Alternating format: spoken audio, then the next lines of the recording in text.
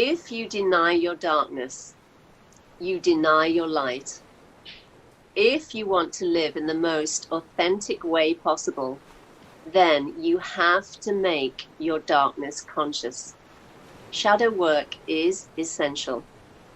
Until we own our darkness, we only half live.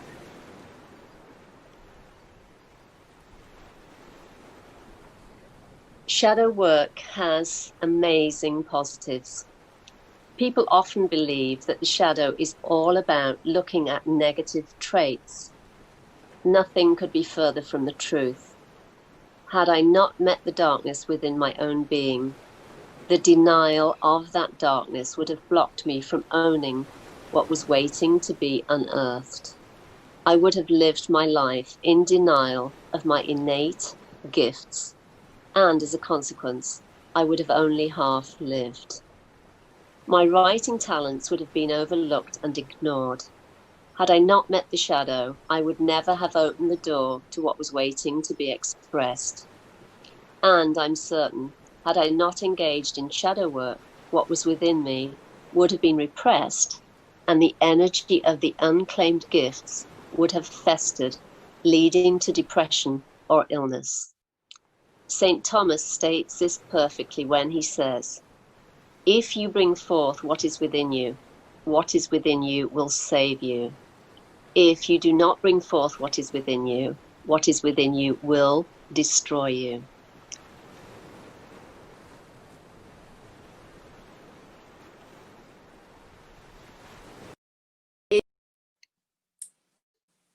Hello, everybody, and welcome. It is the second Tuesday of the month, and it is Buddhist Biohacker, and it is my very favorite feature. No offense to everyone else that I love also, but my very favorite feature is the Living in Alignment monthly feature with Julie Hoyle. Welcome, Julie. Oh, no, I'm muted. Uh-oh. Can you hear me now? Let's see. Hello? Oh no. Oh no. I'm gonna go out and in, I think. Hold on. Hold on, folks.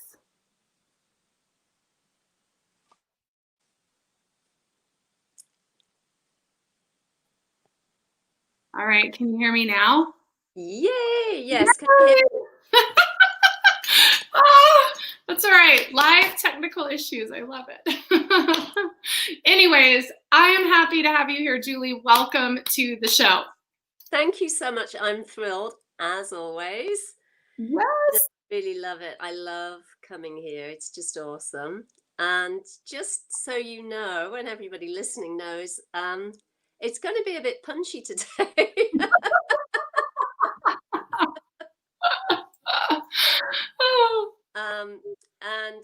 And I can dive right in and start if you're ready. Okay, so the reason it's going to be punchy is, as you know, or most of you know who know me, ahead of giving any presentation, I always do my mantras and prayers. And I invoke the great beings that I work with. And I ask them, what would you like me to speak about? And the response this afternoon was just one word, which is incongruence. Speak to incongruence. And I really, clearly in that one word, I knew, I could see why they've asked me to speak on this subject. And just as a kind of a reminder, the word incongruence really relates to when we say one thing and we do something else. For example, let's say there's a politician who stands for, bans on drugs and clean living. He speaks for clean living and all the rest of it. And he's this advocate for presenting himself in the sort of holiest of holy ways. And then it's discovered that he's growing he's got his greenhouse is full of cannabis plants. And I know that we've all heard those kinds of stories before, right? I think Oh, they're on yes. the news almost every single day. There's a shocker, there's a reveal Yep. about someone who says one thing and does something completely different. And really, I know the reason that they've asked me to speak about this is because I've been getting a lot of requests to work with people and, to answer questions that they want to ask around what's happening in the world and the craziness that's going on, especially with respect to the upcoming elections in the US. And obviously, I'm not going to go into the whole political drama of all of that, but I'm saying all of that to say, often what happens is it feels like there's conflict inside oneself, and you're trying to do the right thing and you're trying to present yourself in the right way. And really, oftentimes it's a question. The reason we can get conflicted is because oftentimes what is being presented to us or spoken to isn't really what's going on. It's kind of like the surface layer, and there's story or there's something that isn't as clean and isn't as shining bright, let's say, as is being presented to us. Now, the thing is that just about, I would imagine, everybody that joins us on the live stream today or who watches the recording has at least started on their spiritual journey and has some understanding about what that really means to live in truth and to live from a place of integrity. And a big part of that is really about trusting the not knowing. So if you've got a big challenge in your life, for example, and you're called to action in some way, a big part of that, taking that step, is really about trusting that your steps are ordered and you'll be taken care of and the help you need will show up. And I know that you're a living testimony to that, Lisa. And I know in my own life, I'm a testimony to that. And one of the great things about really doing the work and having meditation practices and self-inquiry practices and all those things that are very valuable is that we are very comfortable with the not knowing.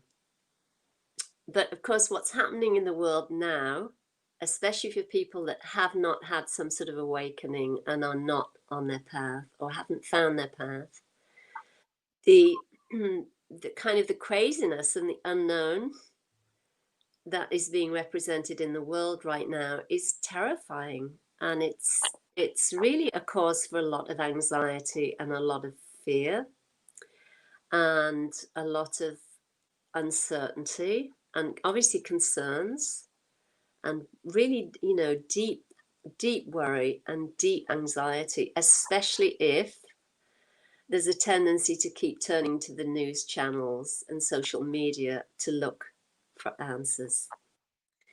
Now, those of us that have been doing the work for a while, we know that you take this kind of skinny diet approach when it comes to social media and watching the news because it can be really overwhelming and the energy of it can be very negative and very, very heavy. So, coming back to the theme of incongruence, the really important thing for all of us to remember is to keep connecting in with our own higher truth and really live true to that, particularly when we're making our choices, for example, with respect to, how one may vote in whatever election is coming up, whether it's in Europe or in the US. And really living true to that and not letting the mind get entangled in all these crazy narratives that are going on and that we're being bombarded with night and day. And I think this is one of the big challenges that people are being faced with at this time, both on a personal level and on a collective level.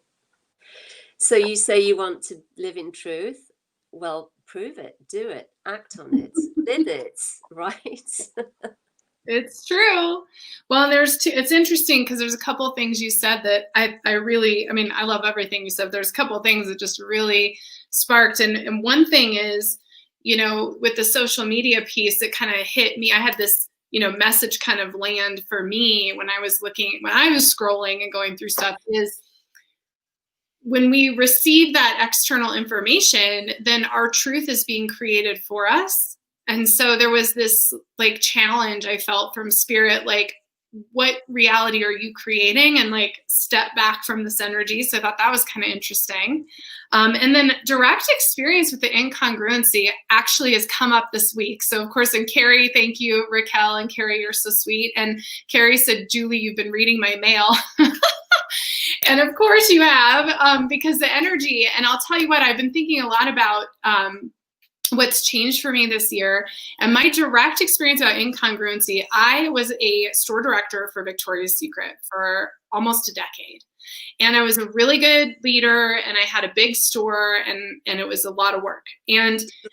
But the thing that happened was I had all these great ideas. And so when I would talk to my boss, or I'd address like if we had a store visit, if I address like a director or, some kind of executive, I would have all these great ideas and I would share these great ideas, but then I could never implement the ideas. So on the outside, it really looked like I was full of crap. I mean, truly, like it was like, well, you have all these great ideas, but you're not executing them in the store. And I was working like insane amount of hours to try to maintain this success. And one of the things that I figured out through the shadow work is that incongruence that you're talking about was because I wasn't able to take action on those ideas. I wasn't able to manage through my team on those ideas.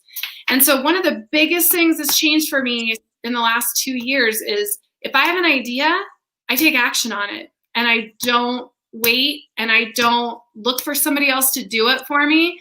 And it's been so much work, but I've published my book, and I've made this show, and I've done all these things by taking action. So there's my direct example about how to change that. Yes, and I absolutely love that. And I'm a huge advocate for that, when I'm speaking and sharing and writing, because, I've worked with so many people who have these amazing kind of downloads, right? Whether it's to write a book or create a blog or do whatever it is that they're being called to, and they receive it and they feel it, right? Because there's an energy and it's palpable, and there's this joy and excitement, and you can feel this rising up as it comes down. It's like it's just this all over felt sensation. Mm-hmm. But what happens then is oftentimes the initial input or message is picked to pieces, and it's shredded and dismantled and disposed of, because that he or she who receives it is scared about how to do it. How do I take the first step? What do I do? What if it's a failure? Oh, maybe I didn't hear it right. Oh, maybe I'll wait till next year when I've got more time, or, whatever. So, the thing is it's so easy to come up with all these reasons and excuses why you're not following the call of your soul, actually.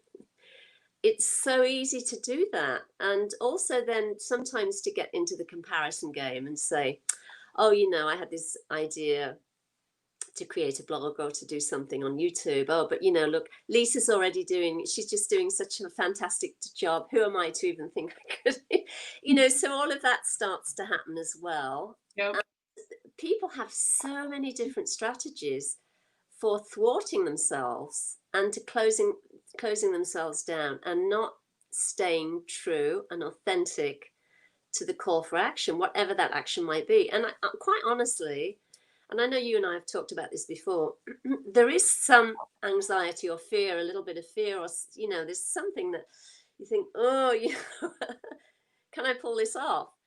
Yeah. And I know you felt it, and I know I felt it. But the thing is that I know that you and I both trust the place from which this directive is given. You trust where it's coming from. And because of that, you trust that you'll be shown the way and you'll be given the help that you need. And also inherent in that too is there's certainly in my case, and I'm pretty sure it's true in your case too, I don't worry about failing. I don't worry about falling flat on my face. Yeah. I just really don't. It just isn't an issue. The bigger thing for me is staying true to what I've been given and honoring that, because I really absolutely love the place from which these directives are given. And I love the great beings that support and direct my path and call me to action and often challenge me into action. And they don't let me sit on my butt. They'll kick my butt. Like when I wrote the last book, Meeting the Shadow, I mean, I had just over a month to do it, right? And the same is true for the one I'm working on now. There's a limited time, and they said it's best that way, and then the ego does not get involved. Mm-hmm. So this word incongruence is so important because, again and again, I see it, and I'm sure you see it as well, where people speak spiritual truths and they can quote this master and that master, and they can make themselves sound like they're so elevated. And yet, if there's a call to action, the first step isn't taken. Mm-hmm. And there can be this false idea that if you sit on social media, you go online and you're scrolling through and reading the teachings of maybe Gangaji or Muji or Eckhart Tolle or whoever and clicking all the like buttons, that you're actually doing something, and really you're not doing a thing at all. You're just kind of spinning your wheels, wasting time. And the other thing that I've seen that's come up a lot, as we've all seen, is all the conspiracy theories that are awash on social media. I mean, just about every single place that you go, there's conspiracy theories about the government or about this or that and the other. And obviously there's some truth in some of it. It's, it is, some of it is being revealed. Mm-hmm. Julie, you said something this weekend, and I'm totally putting you on the spot, but I think it's okay.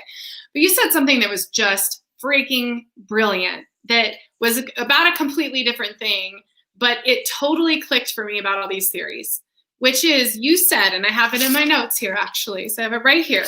You said that when children know that they aren't being told the truth, that they will start to create their own stories to unravel the truth.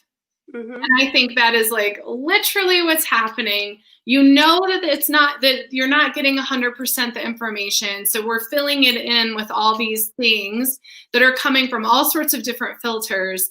And it takes away from the actual truth, and that is what I think when it comes to the reveal portion of the awakening of 2020 is really understanding the truth in its true form, and not the truth as this narrative or that narrative, because they're all storybooks being written.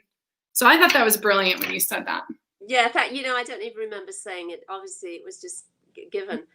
But this is really important, I think, because like I said, you can go onto Instagram, for example, and some people are just they've devoted their entire page to putting up photos of politicians or celebrities that they're just slamming and accusing of very dark things. Now, whether there's truth in that, time will tell. But here's the thing, is this often there's a feeling in people that advocate that, and they hit the like button and they follow it, and they're kind of obsessed with reading all that stuff and, getting it out there. And they feel like they're doing something, and they're really doing nothing at all. Nothing at all, other than shining their light or their energy into the darkness, and then sort of creating a bigger dark force, right? And here's the thing: is the truth is this: if there was a call to action for you or I or anybody listening to uncover something or to speak about something that is untoward or is dark, or to write about it or create a blog or a movie or whatever, the call to action would be undeniable. It would be clearly seen, and it would be taken on. And as I say this, I'm remembering a lady on Facebook. I don't go onto Facebook much these days, but she's a journalist, and she's had such a strong call to action with respect to exposing cults and spiritual leaders that really are not coming from a true place. So she's devoted all of her time and energy. She switched from journalism, let's call it general journalism, into exposing cults. And that's what she's been focused on. And she gets support from that. And she's doing, I can't say, I know each one of the stories, and I know that what she's saying is 100% true, but I know from her heart she feels like she's doing what she's being called to. And that's true for each and every one of us. If we were called to do exposés or to try and change, these dark rings and whatever you want to call them that are seemingly out there and have been part of history for forever, right? Then there'd be a clear call to action. That the thing that I really see for you and I, and for I'm sure for many or pretty much all of the people that are here listening, is the call to action for us is to shine light and be the truth and be advocates for the truth, and to share from that place, which is the truth of the one, and speak to that and keep shining light on that, and shining light on wake up to who you already are. And stop giving your power away. Stop just sitting on your butt doing nothing. Own the truth of who you are and live from that place. And I know everything that you've done and everything that I've done is really all about supporting people to get to that place of self-recognition, which is the truth of the one, the truth of the I am, and live from that place. And then, even if you have difficulties in your life, you're still able to respond from that place of true seeing and true knowing. And you don't get pulled into this drama and this kind of whirlpool that is just really depleting and demoralizing and really, disengaging. It's just terrible. Yeah. Well, and like you said, it's an outlet for our own rage or our own abuse we've experienced or our own challenges. And Vicky wrote, if we don't jump in, we'll never know if we can swim. And I think it's worth saying, like, for example, if I wouldn't have done Buddhist Biohacker, if I wouldn't have created the movie, is a really good example. So that was one of my call to actions, was I wanted to share awakenings. I wanted to share that. I wanted to share the energy and the stories behind that. And that was something I felt really passionate about. And I'm excited to continue to share that going forward.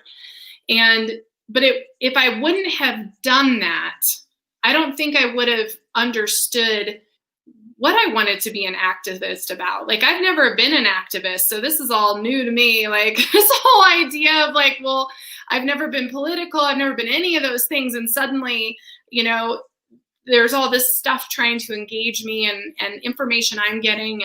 And so I think too, like, taking action gives you the ability to understand what is your truth.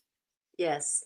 Because now I know what I want to take action on going forward. I know what I want to stand for. And I wouldn't have known that had I not, it's like a participation. Like, I wasn't participating with the linear reality. I was totally like floating off in my little, like you said, I was in the little light bubble.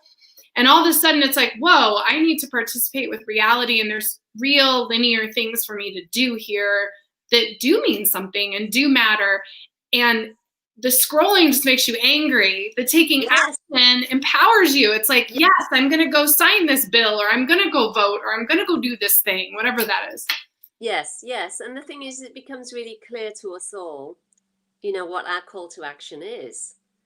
But, it's very easy to deny that and to keep looking the other way because we're too busy scrolling and just, maybe signing up for something that is a bit of a time filler or time waster. You know what I mean? I mean, what, for example, why is someone still signing up for, let's say, shamanic energy, whatever, books or courses or programs if they've been doing it for the last 20 years? You know what I mean? Yeah. They put it into action and use it. That's a good point, because I think I do it too, because I love to learn. So it's like, oh, I want to do, and then you sign up or you get the newsletter and I'm like, I could have written the newsletter. Like, I don't know why Yeah, look at, and I'm not saying that as a criticism to anybody that putting any of that out there. It has, it's great, it's wonderful, and it's inspiring. But you just have to be very careful that you're not just using it as a distraction, because really, that you have been called, there's a part of you that's been calling you, write your book or create a blog, or do something in the community. Mm-hmm. And rather than actually take the first step, which can be unnerving, you're just kind of thinking, oh, I'll do that later. Let me just look at this over here, and let me, let me sign up for this thing. I want to go back. So when you talk about incongruence, I want to go back to something you've talked about before that I took a note on, which is denying your humanity.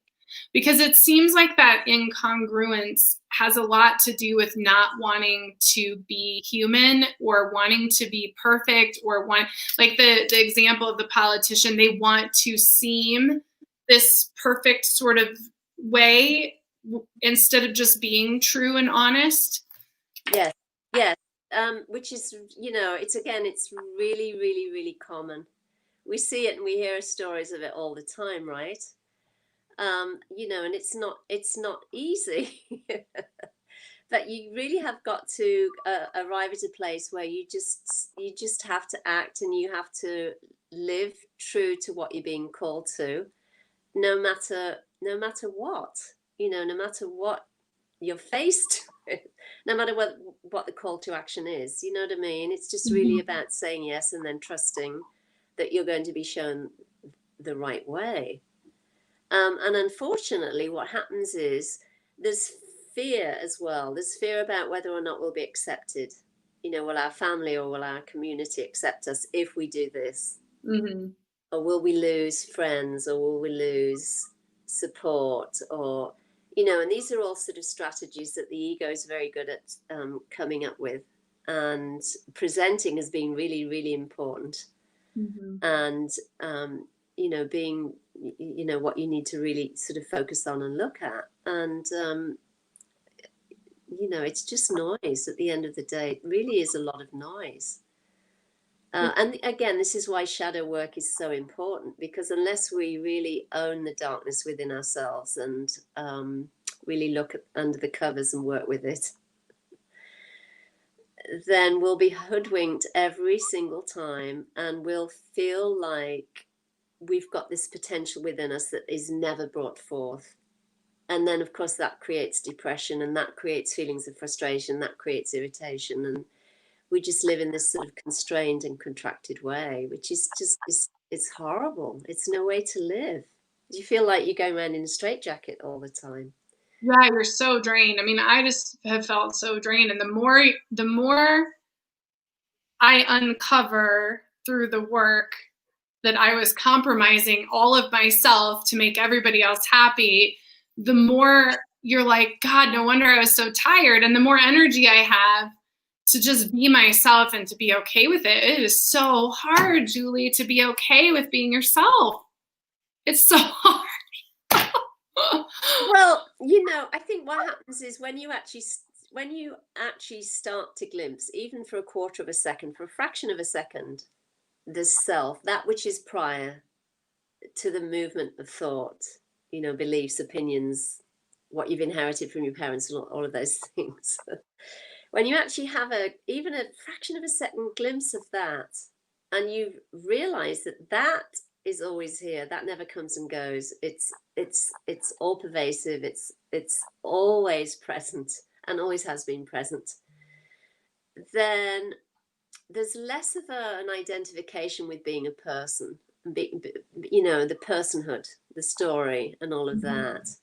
And then what happens is, and I can certainly speak from my own direct experience, shyness or fear of speaking out or fear of presenting oneself just falls away. It just happens of its own accord. And just this morning I was actually contemplating. I thought, jeepers, if I hadn't actually said yes to your call to action in March when you invited me onto this platform, right? Yeah. None of what I've been involved in would have happened. I wouldn't have written the Meeting the Shadow, Finding the Self, because it was because of the being, on Buddhist Biohacker that I was speaking about these things. And then I realized there's a need for that kind of book. And then also the second book, and all the other things that I participated just wouldn't have happened. And other opportunities that have landed wouldn't have happened either. So, and the thing is because ordinarily, I'm a contemplative, I'm a mystic by nature. I keep myself to myself. I'm very quiet, you know, even though I teach for a living.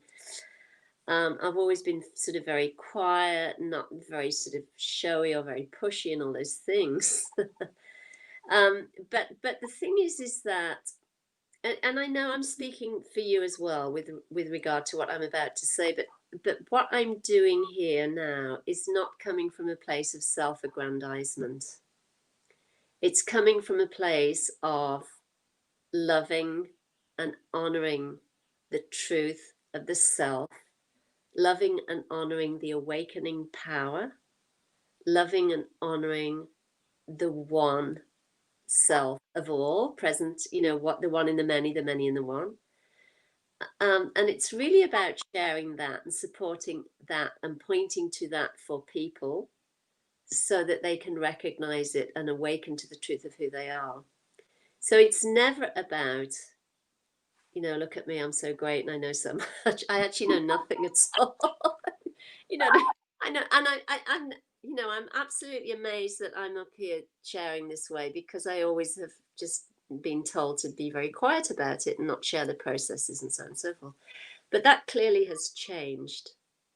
And the thing as well is that I feel the energy, the awakening power, the grace of the siddhas, the grace of the masters is it's being shared. It's coming through whatever we're speaking to and speaking about in these transmissions. And it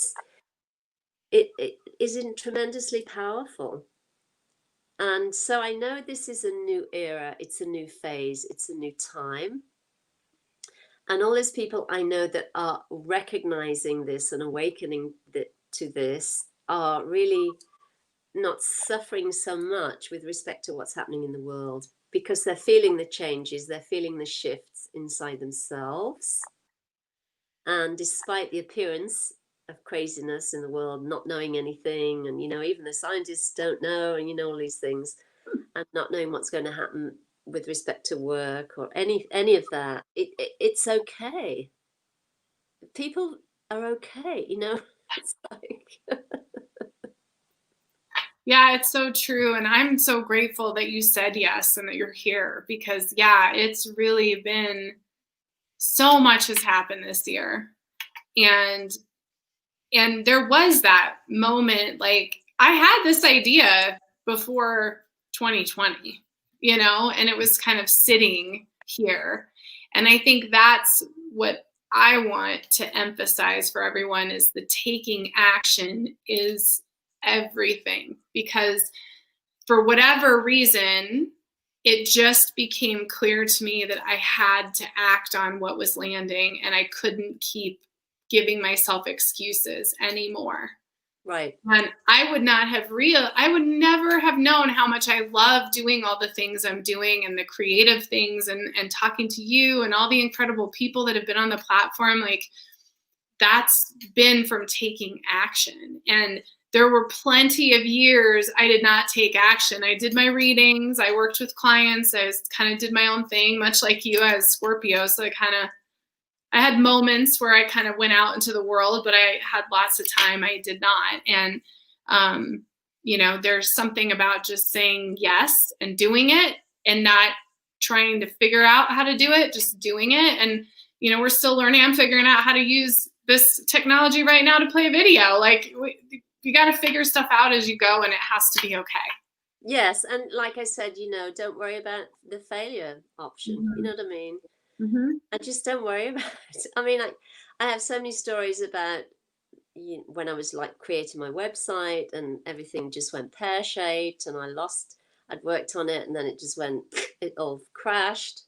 And I know you've had the same issues with technology and all of those things, and things don't go smoothly, and you're challenged. You think you got it figured out, and then there's another challenge that comes up, and so on and so forth. But, you know, the thing is that when you trust the place that the directive is coming from, you know that you'll figure it out and you'll get to the place you need to get to, because there's a call to action, and you just go with it, and you know that you'll get the support that you need. You never just kind of left dangling, and, not able to make any progress. Mm-hmm. But what happens is people just close down, or they'll start something and they're all enthusiastic, and then as soon as they hit the first road bump, they'll say, "Oh, I tried that and it didn't work." Yeah. Well, that happens all the time. Yes, I mean, it just is part of it, and yeah, I mean, I wrote pretty much with the first book, An Awakened Life: A Journey of Transformation. I was editing it and going through the whole draft, and I wasn't smart. I didn't back it up, and the computer crashed, and I could not retrieve it. Mm. So I essentially had to start all over again. So. There is something about doing that, though, like pushing through. I've had some serious technical stuff I've had to figure out, and sometimes even shows. This is actually interesting, is like when you come live like this, sometimes the sound isn't quite right, or like I had the show earlier today, it was like cutting in and out for a while.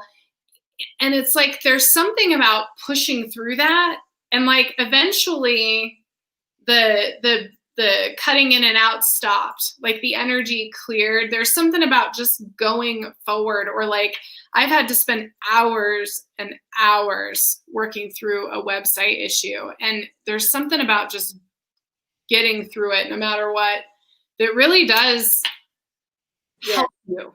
Yes. Yeah. Well, you know what? It's a fantastic ego crusher. Mm-hmm. I mean, seriously, it will just destroy you. Whatever remnants of ego you have left. Talk about, and again, this morning I was contemplating. I said, wow, all the years that I've been teaching, literally from the very beginning, again and again and again, I would find that I was handed schedules that were so jam-packed. And a lot of that was to do with not having boundaries, and I talked about that in the book.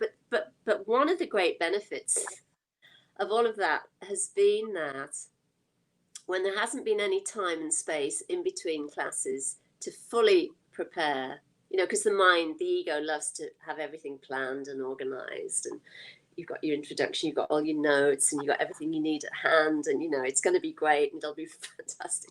Well, you take all of that away and you have nothing at all to draw on. What happens is I got absolutely used to having a class present itself, and I just had to go with the intuitive flow of what I was being called to and what the students' needs were. And the thing is because it's it's teaching art. Art is a practical subject, so obviously I have to have the art materials ready. But in terms of a theme or a plan or whatever, oftentimes I just had to just intuitively dive into what I was being called to, and trust that place, and then present and be able to support the students as they went along. And that happened again and again and again and again and again. I mean, I remember one time some years ago when I was living in Nassau the first time around, one of the teachers wasn't at school. She was quite ill, and so they couldn't get a teacher to take her classes. So there were two rooms, and I was literally running from one room to the other, teaching two classes at the same time with very few materials. And I did it, and it was okay. And the kids loved it, and we had a ball, and it worked. Because I didn't, I wasn't leaning into and needing these plans and, having everything in place. And I think the more that you can do that, the easier it is in life in general, and certainly the easier it is with respect to what's happening now in the world. And just going with the flow, going what feels right, trusting your intuition, trusting your call to action, saying yes, and living from a place of authenticity and integrity is really key. Yeah, that's interesting, Julie, because that reminds me, when I was in yoga teacher training, there was a student in our group who wanted to hold on to everything. So it was like she wanted to record every lesson. She wanted to take photos of every document. It was like everything. She would ask teachers to redo mantras or redo chants so she could record it if she missed it. And it really makes me think of like the Tibetan sand mandalas. It's like the biggest thing I learned going to Washington, D.C. with the Kala chakras. They spent days on that sand mandala. Like it took forever for them to make it. And then they let 50,000 people go by and take a piece of sand, and we got to like destroy it. And so that really sticks out to me. I'm gonna have to fix my blinds, but that yes, I was going to say, do it. That really sticks out to me because there is this desire to like hold on, and especially now. And I think like just let it go. Who cares if the videos get deleted? I've saved all these videos, and I've had this whole thing of like, oh, do I need a backup thing, and what am I gonna do? You know, if something happens to YouTube or whatever. And it's like, you know what? Forget it. Like if things disappear, they disappear. Like or you can't hold on to everything right now. Okay, I'm gonna fix this. No, you can't. You know, I saw that in India as well, because they make the rangolis with the sand. It's a similar idea outside the temple. They make these really beautiful, intricate rangolis. They call them rangoli designs with colored sand, and they just spend hours and hours creating these gorgeous things, and then they last a day and they just sweep them away.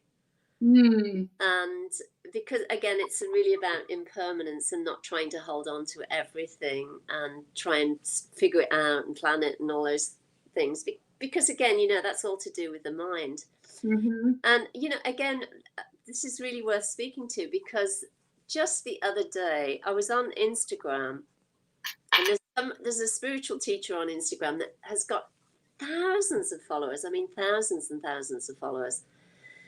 And he was speaking about a new program or something he's presenting, and the importance of his followers understanding the language. They had to understand the language of what he was teaching, and it was quite complex, and they would have to understand the language in order to be able to really get what he has to offer.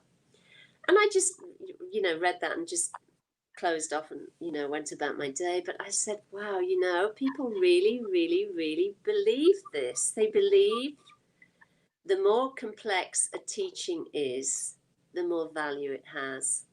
And honestly, nothing could be further from the truth. If you consider the words of Hafiz or Rumi, you know, the great Sufi mystic poets, they will really contract a teaching down into the simplest sentence, and it has so much power and potency.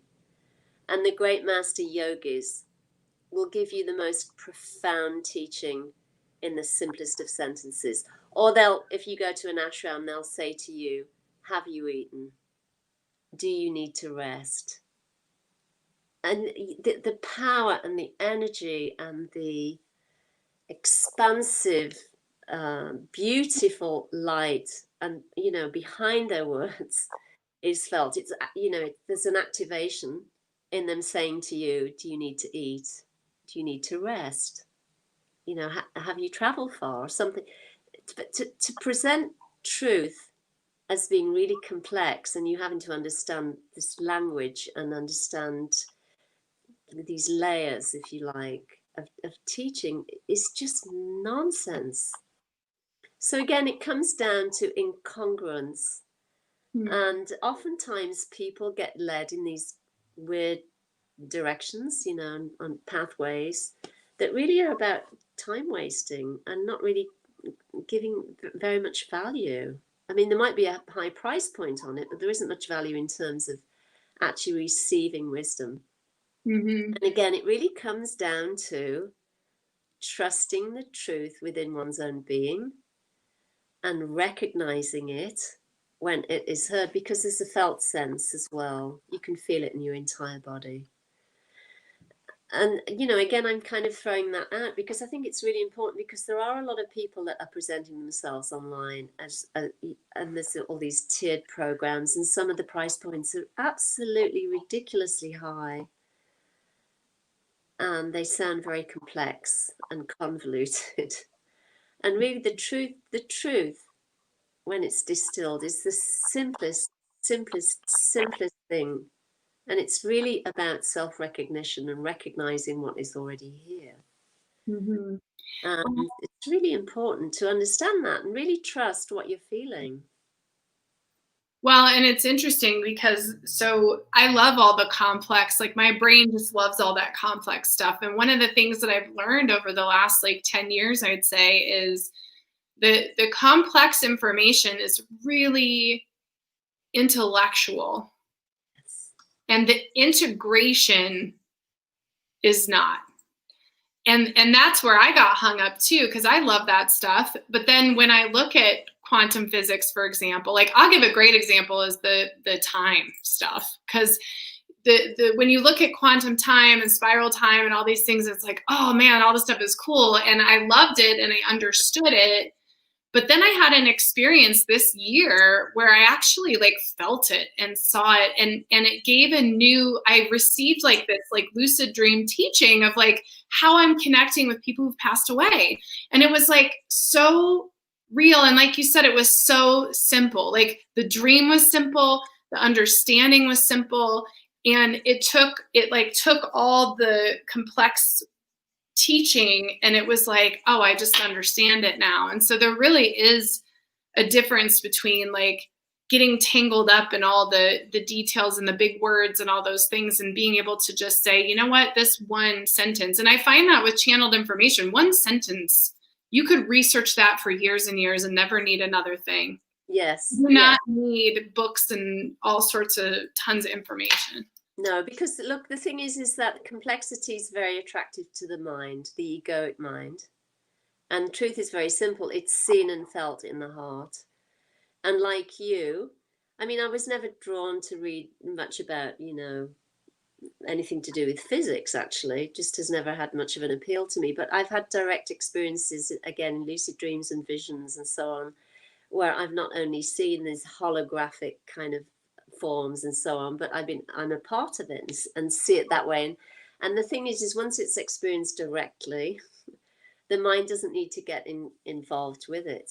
Mm-hmm. It's because it's a lived experience and it's felt. It changes everything. It changes your whole sort of molecular structure or whatever you want to call it. And it has a deep and profound effect. Mm-hmm. So anyway, incongruence is a great theme, I think. And it's really, I think, very important for all of us to just stay true to what we're being called to and to live from that place.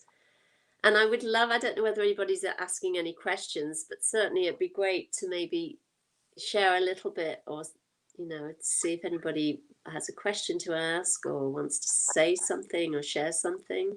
Yeah, we've got a few comments, and I do want to invite all of you guys, please, if you have questions for Julie or comments or shares, we love them.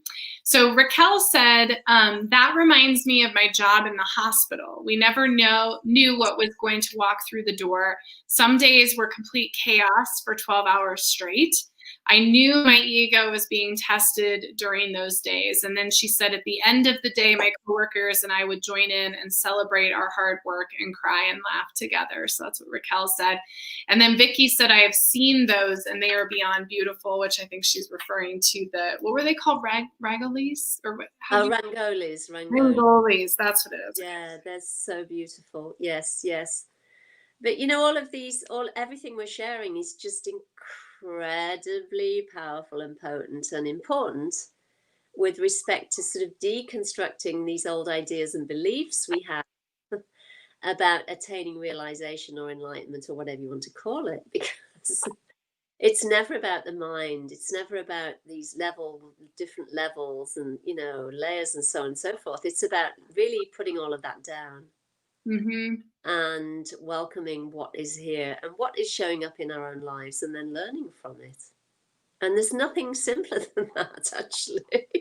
Yeah, well, and I think identifying the incongruence inside ourselves. I mean, I think, when you look at shadow work, especially, but any inner work, anytime you feel that, gosh, what I'm saying isn't quite right, or what I'm hearing isn't quite right, or we have any of those anger or frustration or emotions, like that's usually my like red flag. Like, guess what?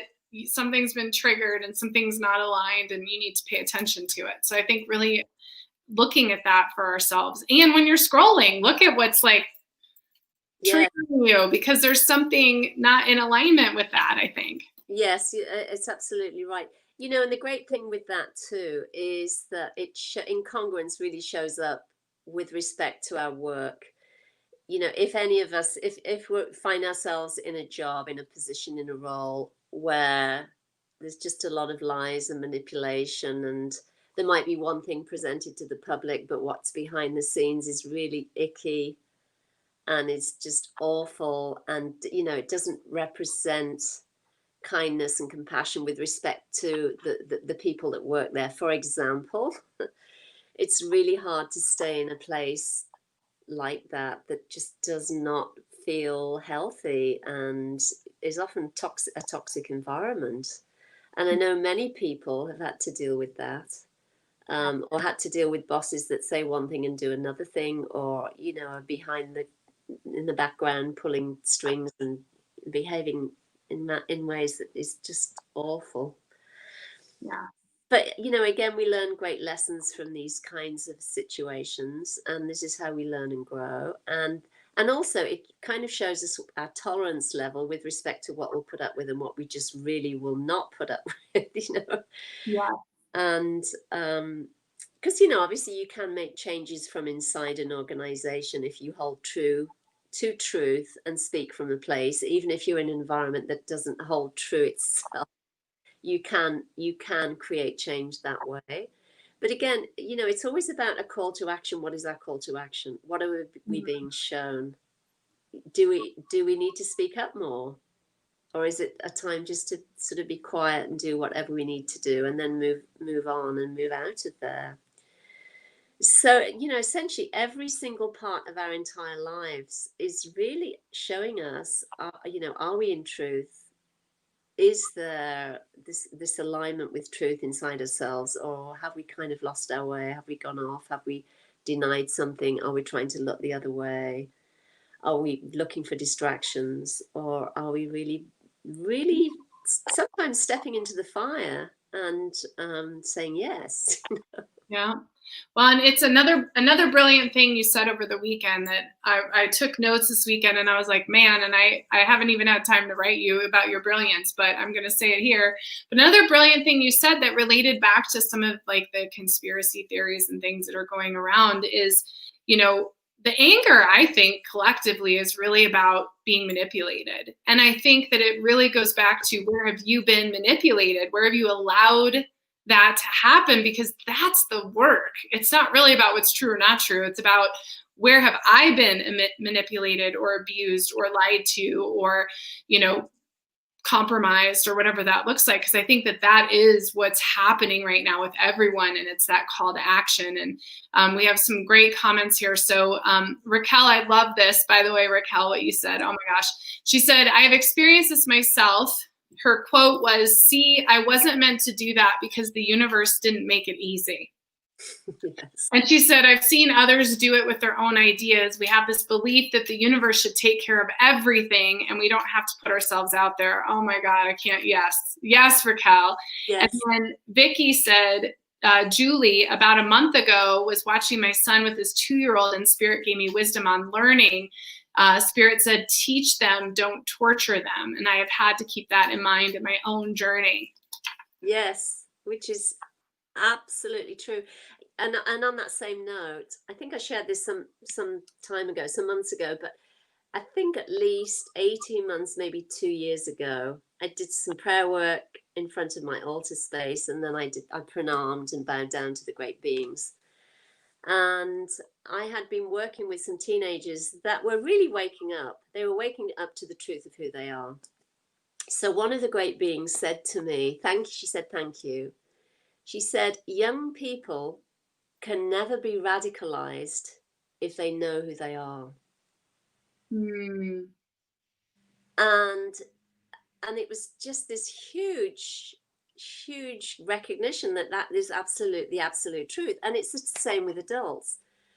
Adults can never be radicalized, or manipulated or controlled in any way if they know who they are, because they trust the wisdom of the self, and they trust what they're being shown, and they trust what they hear inside themselves. So if you have someone who's trying to manipulate or control or coerce or whatever, it is seen through. And then there is a choice. You either, go along with it, or you move out, move away, and do whatever you need to do to cut that. And so it's very, very important. Obviously, waking up is the first step. Waking up to the truth of who you are. Yeah. And then really owning it and living from that place, and then stepping into the call, saying yes, obviously, to the call to action. And it might not be a huge call to action. It might be quite subtle, right? Yeah. But it's really about saying yes to it and then living from that place.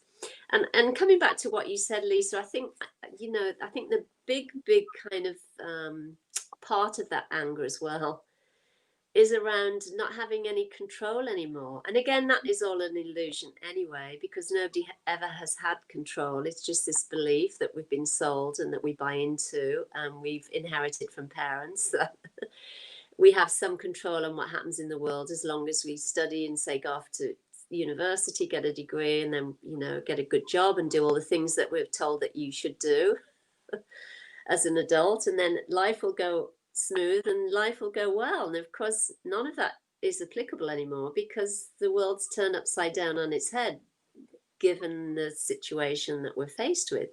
So none of those old sort of paradigms hold true anymore.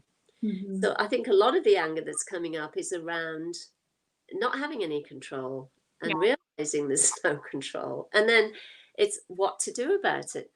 Yeah. And again, those of us that have been doing the work for some time, we're at an advantage. We have an advantage because we're familiar with that. We're familiar with the unknown. We're familiar to stepping into something that might not feel comfortable. Mm-hmm.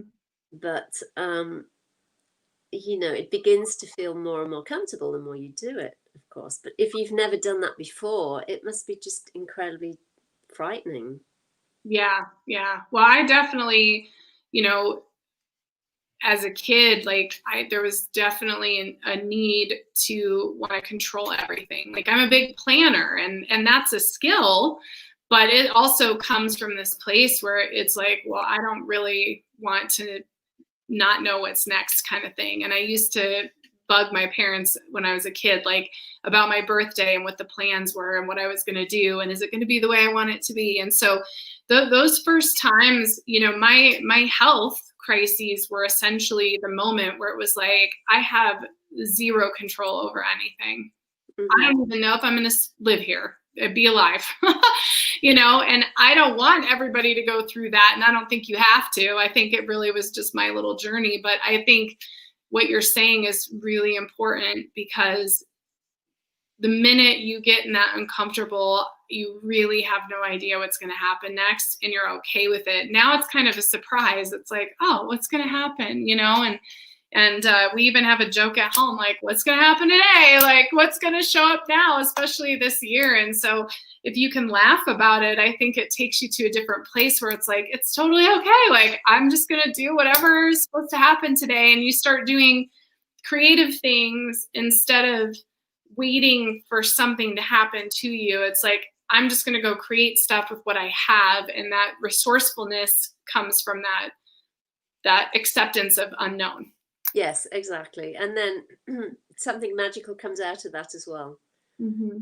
And again, it's taking that first step and just going with the flow of it and having fun with it, as opposed to looking for some distraction.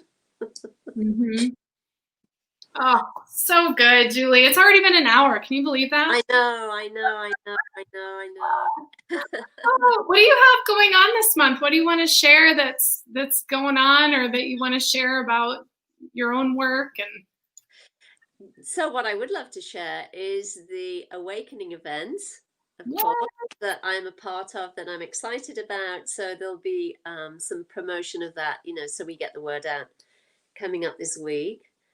So that's going to be a lot of fun. And that's from the 7th to the 14th. Is that correct? Mm-hmm. Yes, 7th to the 14th.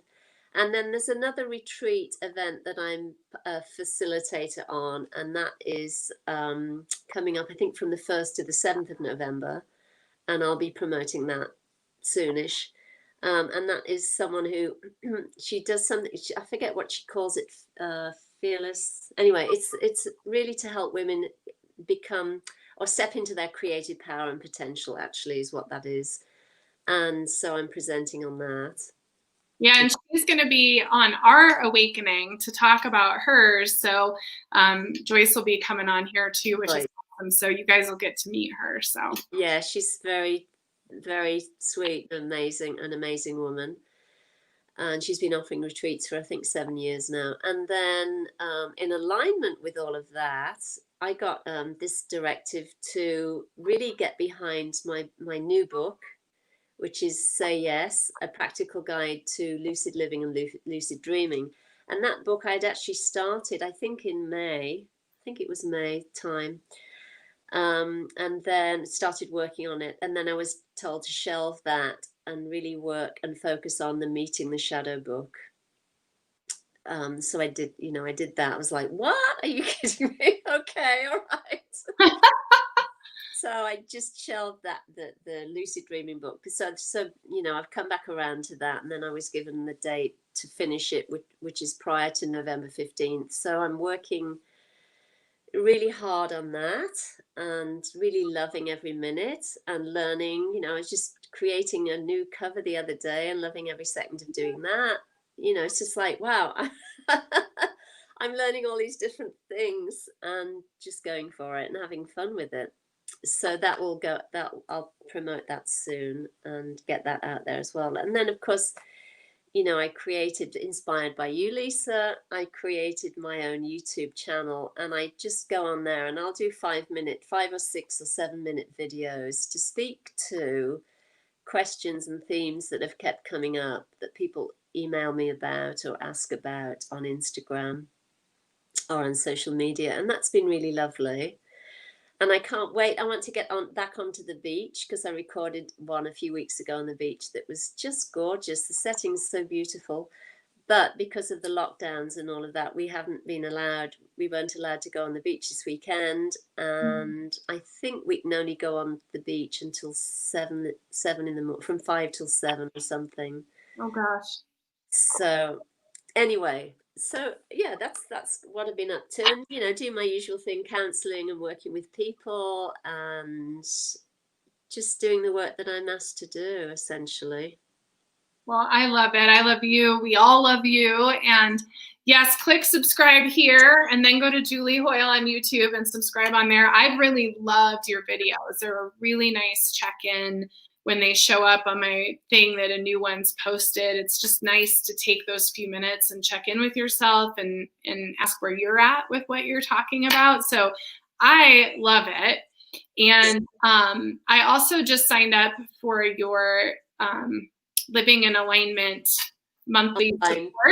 Yes. Yeah, and so I highly recommend that to everybody who's watching also. That's been really nice, especially if you're familiar. Like, I've been working with you for a really long time and familiar with self-inquiry and do a lot myself, but it's kind of nice to have it's nice to have the construct, of like getting the monthly lesson and really thinking and journaling about it. So I really like that a lot too. So for those of you who are interested, it's on her site also. So yeah, I love that. Let me just add to that as well, and I think I've said this before, but for people, essentially the reason I was told to create the Living in Alignment course is that, and I do tell people up front, that they're essentially agreeing for me to be able to work with them through the subtle planes and in lucid dreams. And I do that. I'm very active in that way. And the proof of that comes via emails from subscribers who describe, dreams that I've had with them and what I told them. And I say, yes, and remember I said this, and remember I said that. And that is the Siddha way, the great master yogi's way of working, and also doing healings through lucid dreams as well. So it's a fantastic vehicle for doing that work on the subtle planes, and I love doing it. yeah, it's so good. So yay. And yeah, if you guys haven't registered for the November Awakening, go to oneheartoneearth.net. All of the we have 31 recorded presentations. Those open November 1st. The final part 2 of Awakened Grace, the documentary, is premiering also on November 1st. So that premiere will be up for you to set reminders on probably in the next week-ish. And then, so from November 1st to the 7th, you'll have access to all of those. And then from the 7th to 14th, we're live like 50 hours that week. So you'll have plenty of time to hold the vibration and hold the space. And it's a whole new group of people. This is the 4th event this year, and it's a bigger group and a whole new group. So we have a lot of really new faces with cool stuff that they have to offer, and that's going to be great. So I'm looking forward to it too, Julie. And last but not least, if you're interested in becoming a light warrior and being a part of our training program, Julie and I are teachers for that. And you can get all the information at ajatakasha.com. And that is in the show notes as well. And we have, the website was kind of rebuilt this weekend, so it's really shiny and new and pretty. And we have the video of us explaining the course, but it's a year-long training to be a light warrior. And that's a lot of work, but it'll be worth it. So if you're interested in that, we have early bird enrollment for that right now as well. So check that out too. So a lot of stuff going on, but a lot of good stuff. Yes, indeed. And it's now or never. Yeah. Don't think that time is finished. You have to go for it. Totally agree. Like, take action. And Buddhist Biohacker's back tomorrow. We are back with 2-1 photography tomorrow, talking about what it's like to step into their soul purpose and doing what they love. And then Sean McNamara is going to be on. He wrote the book Renegade Mystic and does a lot of remote viewing work. His group actually won one of the versions of the Colorado Lottery 3 times doing the remote viewing. So he has a whole book out, and he'll be here tomorrow too. So we have lots of great stuff. And Julie, thank you so much for your time, your energy, your light. I love you. Yes, love you too. Thank you so much. What a joy, as always. And thank you to all the people who have joined us on the live stream and those who watch the recording later. Thank you so much. This is what we do for you. Yes. Thank you guys. And thank you, Jen. And thank you, Sarah. And thank you, Raquel. And thank you, Maresh and Vicky and everybody who's been participating today. We love you lots. And I will see everyone tomorrow. Yay. Bye.